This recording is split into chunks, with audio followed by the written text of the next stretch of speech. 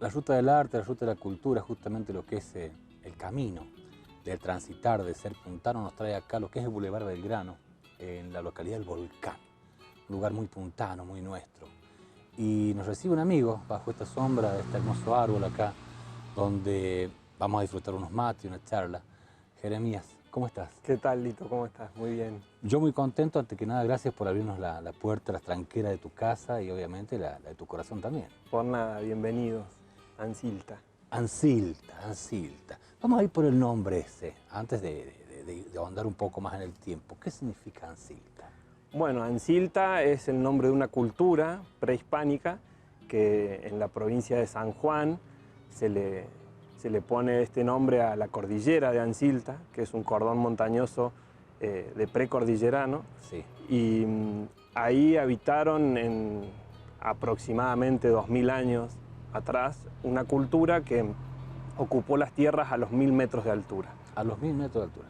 Sobre el nivel del mar. Esta cultura dejó momias, arte rupestre y un sinnúmero de técnicas en las construcciones de la cerámica, de las puntas de flecha, de sus herramientas líticas. Y esa cultura fue fundada con ese nombre, le pusieron Ancilta a esa cultura. Esta cultura es predecesora a los huarpes, ranqueles, digamos, comechingones, camiares, olongasta. Están en un periodo anterior, digamos. Claro. Y aquí en Volcán, bueno, hemos encontrado restos de culturas prehispánicas en las que estarían vinculadas con la cultura de Ancilta. Nosotros estamos en este lugar donde obviamente en un principio vos me decías que vivís desde muy chico acá y que empezaste a trabajar en esto primero como un bar, ¿no?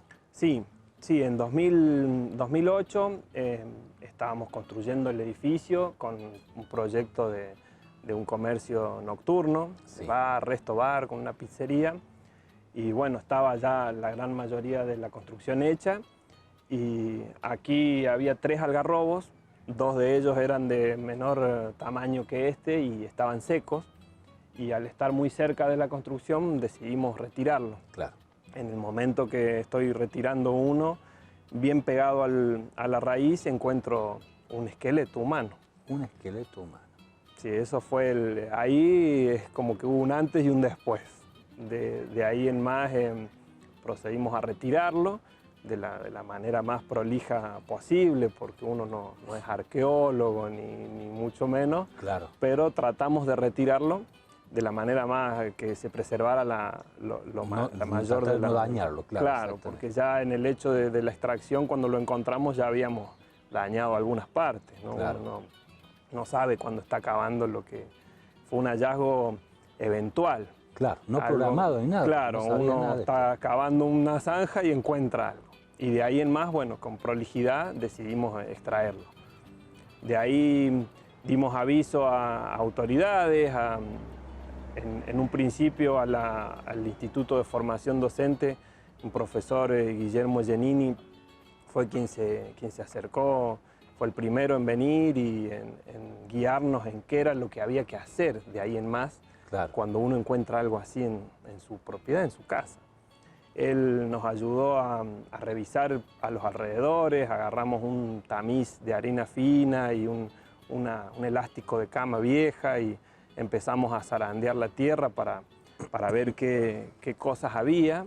Y ahí empezaron a aparecer restos, fragmentos de cerámica, restos de cuarzo, que le llaman lascas, que son restos que van quedando cuando se fabricaba un raspador o una punta de flecha, y al poquito tiempo ya empezaron a aparecer las primeras puntas, fragmentos de cerámicas incluso más grandes, bordes, bases, claro. Y huesos de animales, cáscara de huevo de ñandú, mandíbula de quirquincho, morteros, conanas, un montón de cosas.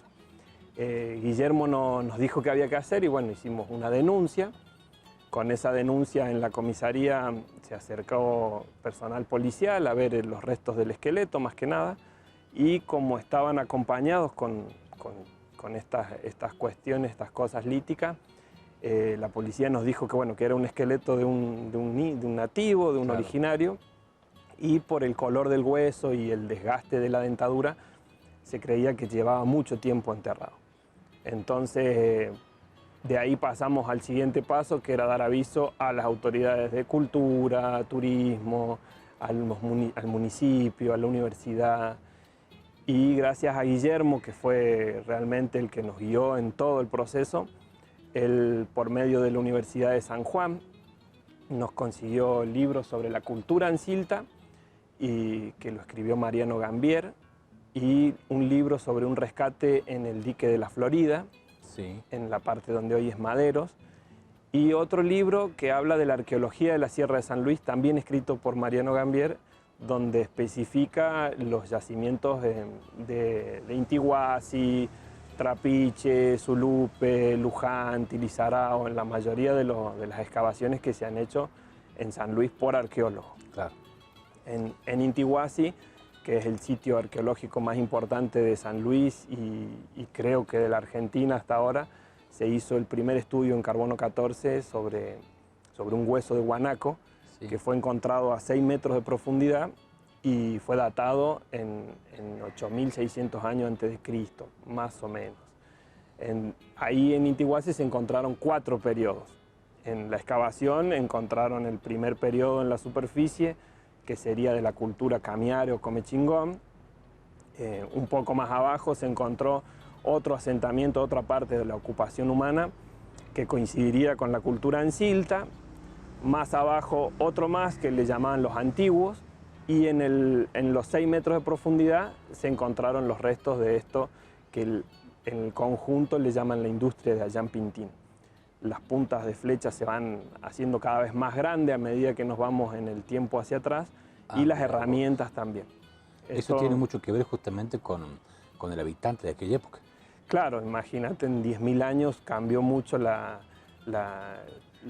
animales, la flora, la fauna y los seres humanos también. Claro. Se cree que en esas 4 ocupaciones están divididas en 2.000 años cada una, que las tierras de San Luis fueron ocupadas por gente y por alguna razón, ya sea climática o de alguna índole que por ahí todavía no se sabe, se desocupó la tierra y después se volvió a ocupar Claro. en periodos de 2.000, 2.500 años. Y se ocupó Ha pasado como un sufrimiento, digamos. Sí, donde hubo mucha gente, Sí. y después hubo menos gente y después volvió a haber gente, y de ahí están los 4 periodos ocupacionales de humanos en la tierra. Si bien hubo seres humanos durante todo el periodo, pero están bien marcadas estas 4 etapas de ocupación humana. Sabes que yo te escucho hablar y obviamente uno se va desasnando con estas cosas tan lindas, porque uno que está ligado mucho a lo que es la cultura, el arte, y yo siempre dije que uno tiene que saber de dónde viene para saber hacia dónde va, ¿no? Claro. Y te escucho hablar y no quiero que pares de hablar, porque la verdad que me voy empapando cada vez más, y estoy seguro que la gente que le escucha a Jeremías le va a pasar exactamente lo mismo. Sí, yo siempre hago hincapié en que conozcan Intihuasi. De hecho, una vez en la oficina de turismo había una frase que decía: si no conoces Intihuasi, no podés decir que conoces San Luis. Ah, Intihuasi es un sitio arqueológico de muchísima importancia, y tal vez más importante de lo que por ahí nos imaginamos. una riqueza tremenda. Por las cosas que se encontraron ahí y el estudio que se hizo con Rex González en su momento, y sería muy, muy bueno que lo tengamos bien presente ese lugar y que podamos tenerlo, darle Valorarlo. difusión. Y Claro. valorarlo como se Y debe. si a futuro se pudiera que se haga otra excavación o que se siga explorando en esto para seguir buscando más, ¿no?, sobre la historia de nuestros antepasados. Exactamente. Bueno, creo que la charla da para mucho más, así que nosotros vamos ahora a un pequeño corte. No se mueva, ya seguimos con más Ser Puntal.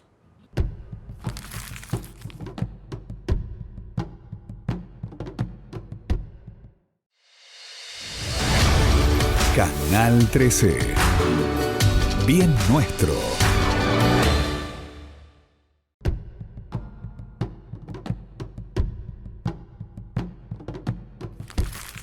Bueno, ya regresamos acá con Jeremías.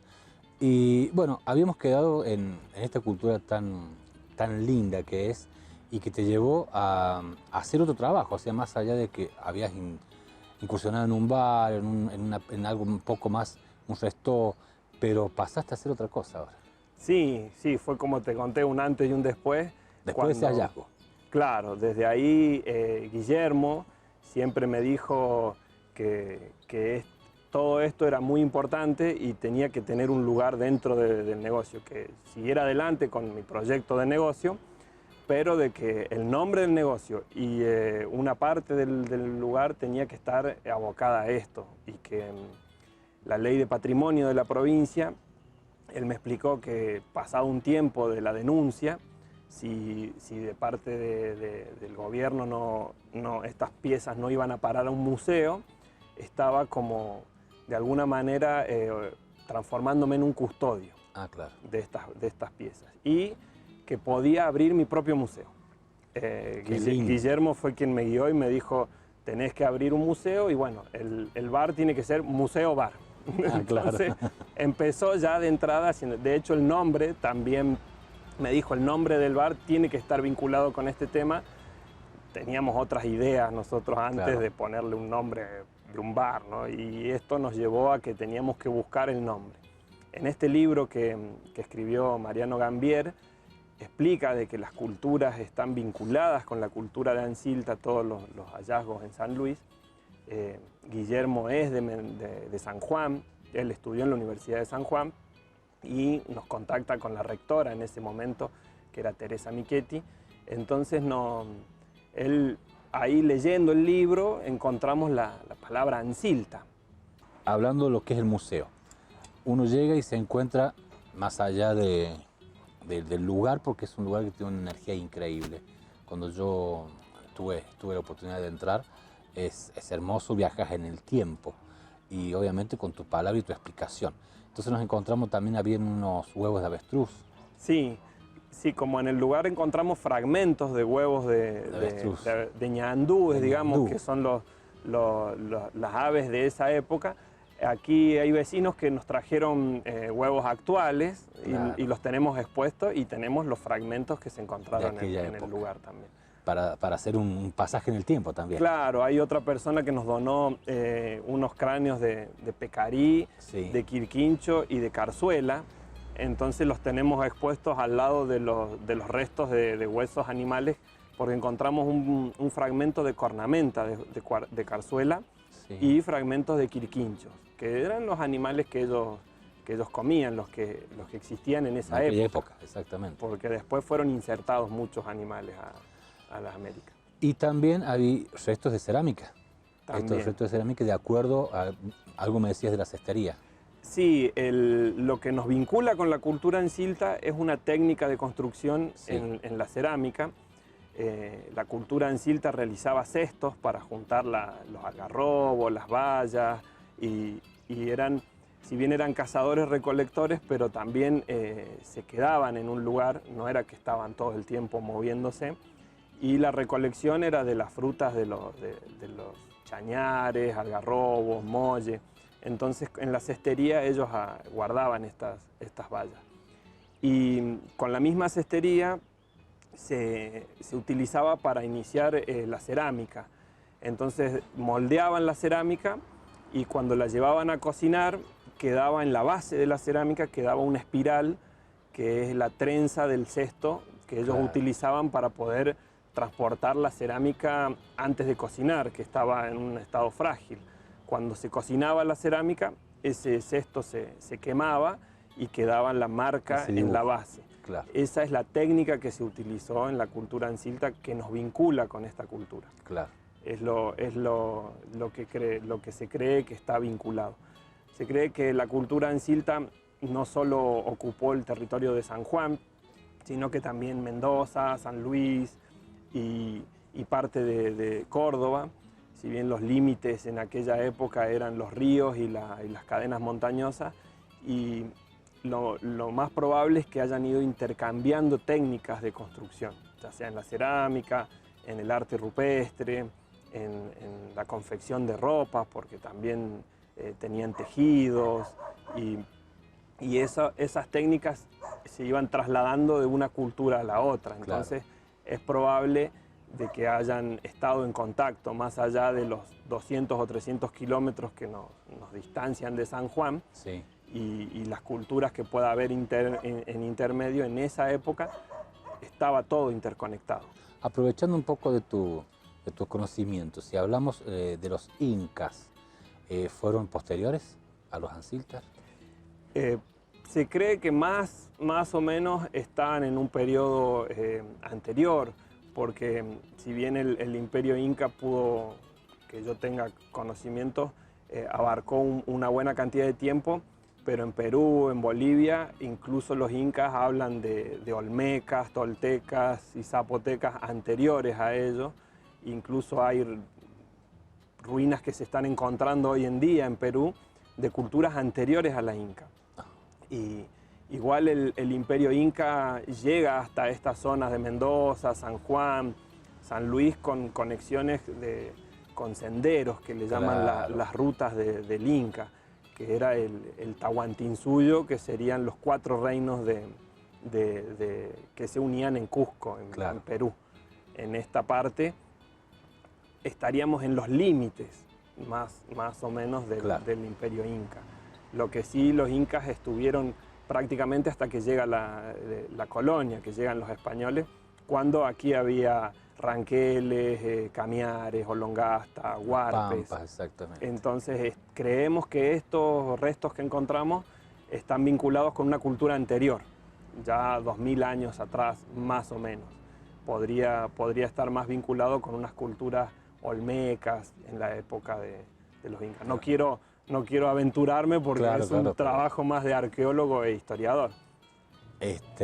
Bueno, yo obviamente te agradezco enormemente lo que estás haciendo, porque el hallazgo que cayó en tus manos, que llegó en tus manos, llegó a través tuyo y a través de Guillermo, de haber logrado lo que se está logrando y se está cuidando. Que a lo mejor si hubiese caído en manos de otras personas, se hubiese perdido parte de la cultura y parte de la historia. Así que yo te lo agradezco enormemente. Muchas gracias, y no, esto es algo que a mí me cambió, y sí, me dio, al principio uno por ahí tiene miedos basados en el desconocimiento, porque si uno encuentra algo en su casa, lo importante es estar tranquilo y saber que eso es parte de la historia y que no va a pasar nada malo. Simplemente hay que dedicarle tiempo, porque llevamos ya 16 años con esto, y poder preservar estas cosas. El patrimonio es una de las cosas que tenemos y que es de todos. Están en los museos, y bueno, este museo es totalmente gratuito, está abierto para las escuelas, suelen venir chicos con sus profesores de institutos o de colegios cercanos, y les damos una charla y les hablamos de la importancia del patrimonio, y que estas piezas tienen que estar en museos preservadas, porque se pierden y se las suelen llevar turistas, o incluso hay un mercado en el que se venden estas cosas, y se suelen ir a museos de otros países. De hecho, hace muy poco estuve en el Museo de Ciencias Naturales en La Plata, y ahí está una parte dedicada a Intihuasi y también al Bajo de Belis, que tenemos fósiles también muy importantes. San Luis tiene una riqueza arqueológica que hay que preservarla y difundirla, ¿no? La verdad que sí. Bueno, este programa se llama Ser Puntano.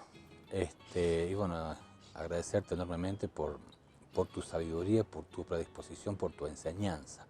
Ahora, para cerrar el programa necesito que me digas qué es para vos ser puntano. Y para mí ser puntano es algo que, si bien a veces dicen que hay que nacer en San Luis para querer esta tierra, pero uno también lo puede ser por herencia o por algo que qué sé yo. Yo me he ido muy lejos de San Luis a vivir, y tuve la oportunidad de conocer lugares del viejo mundo y vivir allá, y hay algo que San Luis me tiró siempre, y volví acá, y bueno, tal vez era esto o lo que se viene, pero San Luis tiene lugares maravillosos, realmente tiene los 4 climas muy bien marcados, tiene paisajes, sierras, valles, ríos. Y creo que eso es ser puntano, ¿no? La esencia del lugar, que de alguna manera, por más que estés a miles de kilómetros de San Luis, hay algo que siempre te lo recuerda y bueno, y que te tira. Y querés volver. Y sí, volví y bueno, acá estoy. Muchísimas gracias, Jerez. Por nada, gracias a ustedes por venir. Ser puntano estuvo acá en el Museo Ancilta, en el volcán, ¿sí? No se lo pierdan, visítelo.